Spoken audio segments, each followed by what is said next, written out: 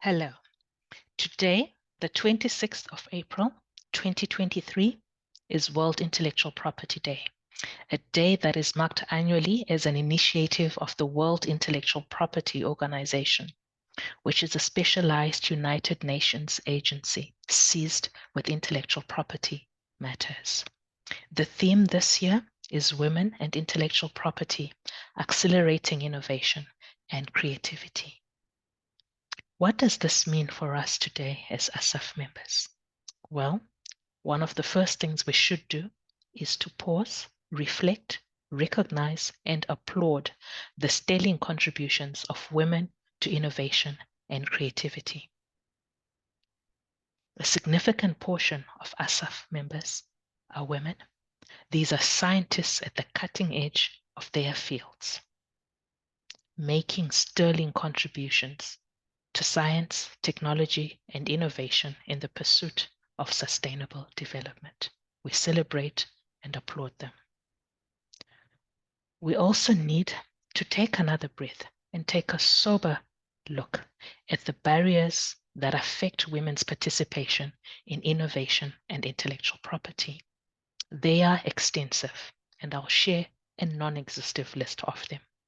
They include lack of access to science, technology, engineering, the arts and mathematics, STEAM, education and training opportunities, unequal distribution of caregiving responsibilities, which continue to fall disproportionately on women, the stereotyping, discrimination, and biases that exist in the workplace, as well as in policy and practice, the lack of formal training opportunities in innovation and intellectual property, lack of mentoring opportunities on intellectual property and business, and the fact that intellectual property protection does not yet extend to all fields where women are innovating and creating, and that the system in innumerable ways disadvantages women innovators and creators.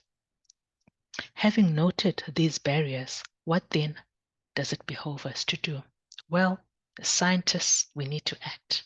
We can act in a variety of ways. For instance, we can explore and report on barriers in different contexts across South Africa, Africa, and the globe.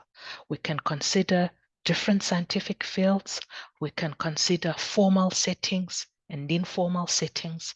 We can consider rural settings, urban settings, in order to better understand these barriers so that we can more effectively act to reduce them.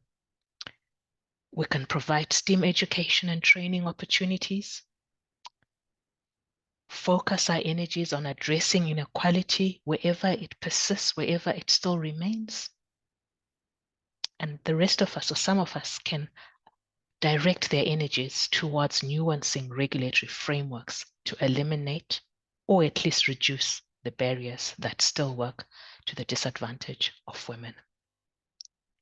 There's a lot of research that has been done on these areas and more.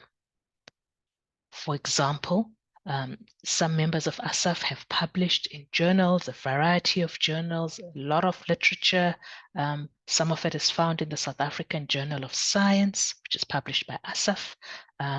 At the South African Research Chair for Intellectual Property, Innovation and Development, where I am based at the University of Cape Town, we do a lot of research on intellectual property and the gender dimensions of it.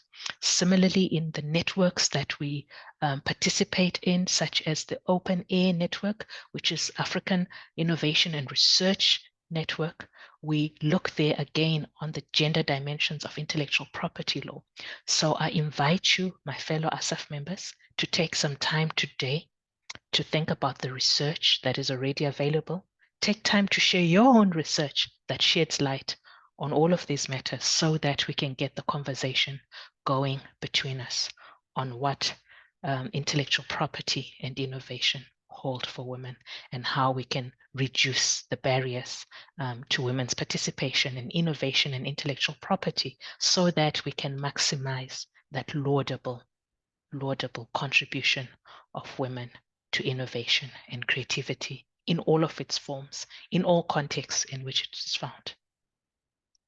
Thank you.